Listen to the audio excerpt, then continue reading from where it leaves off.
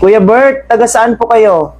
Cagayan de Oro po. 26. 26 ka pa lang. Naku, you are already mature. Saan ka ba ngayon, Kuya Bert? Canada po. Oh, sa Canada. Naku, spoken in dollars, Kuya. Mukhang na-scam kami sa profile pic mo. Bakit? Bakit? Ikaw ba yung sa profile pic mo? Oh, ako yan. Yung pahaba kasi ako ng buhok ngayon. Ah, okay. Kasi parang lumubo ka na ngayon eh. Oh, Ang lahi mo, Kuya. May picote. Pilipino ako ha. Pure Filipino ka? Oo naman. Magkano paggawa mo ng ilong mo? Joke lang. Walang paggawa to. O sa mga single ladies out there, o baka gusto nyong maambunan ng lahi ni Kuya.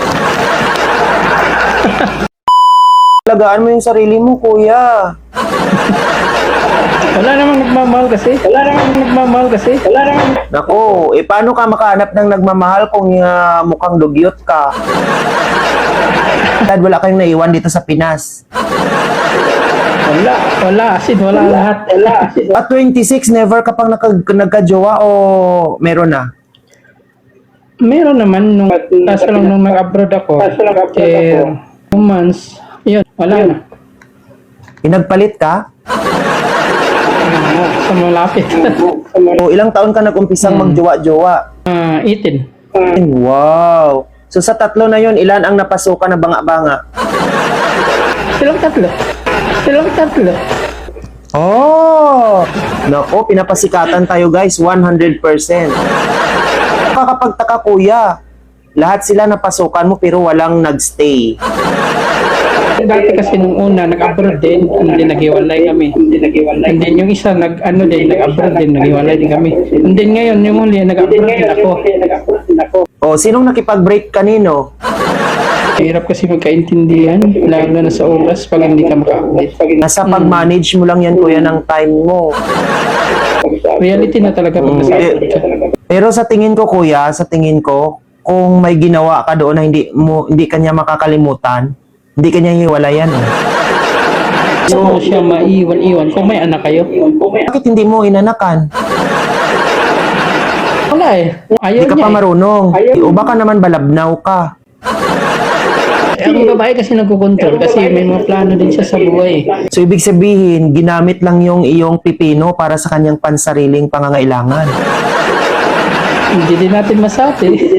So ikaw rin, ginamit mo rin ang kanyang dambana ng kagitingan para sa iyong pangangailangan. Parang ganun na nga. Sabi ni Ate Precious dito, sabi niya, next time Kuya, galingan mo kasi.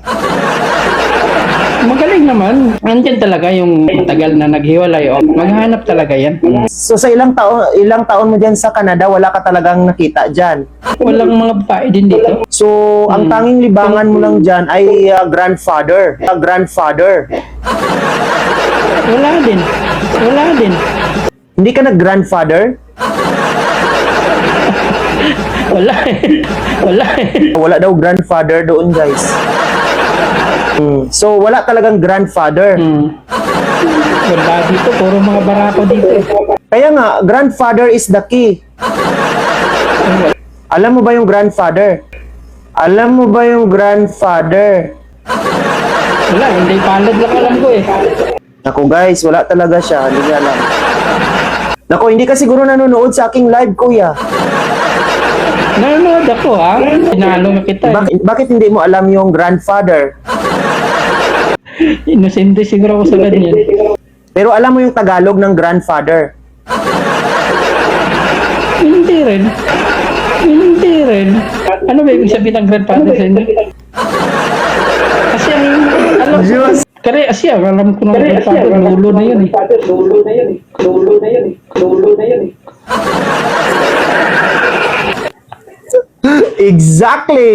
Exactly. Slow motion ka daw, Kuya.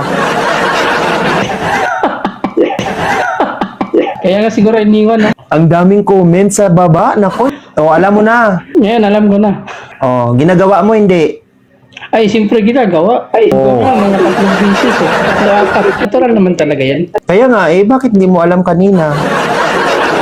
Hindi kasi, hindi ka Manood ka na lagi sa aking programa para marami kang matutunan, ha?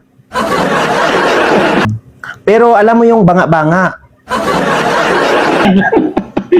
record na lang. Ah, naku guys, hindi niya alam yung banga-banga. Pumunta siya dito. Pero na-miss mo na ang banga-banga. Ay, siyempre, nami-miss ko yun. Baka banga. Okay, naintindihan ko na. Gets ko na. Nak, Gets ko na. nak. Bago ko nakapunta dito, may karelasyon ko dyan sa Pinas. So nagbibideo call pa kayo ng jowa niyo dati. Dati. Araw nga. May screen protector naman yung cellphone mo. Matagas nga eh. Matagas nga eh. Ah, tumatagos. Matagos nga. Oo, pag pumapatak at saka nabubutas yung brief mo, nako. Ay, hindi naman. Hindi, ibang butas na yun. Eh, sabi mo tumatagos. Ala, bala ka. Guys, adula si kuya kanina. Hindi pa ako nakaranas nun ha. Pero alam mo kung bakit. Alam ko yan, ano na ako niyan eh. Naku, pag nabubutas sure. yung- Naku, na pag nabubutas sure. Oo nga, yung mga tao talaga dito, hindi kasi kading yung masyadong nakakalabas. Hindi ka nakakalabas pero nagpapalabas ka. Oo, siyempre. Always naman yan. Okay. Kuya, at 26. So, mukhang bata pa ito pero sa palagay mo, nandun ka na sa point ng buhay mo na kailangan mo na ng isang serious relationship.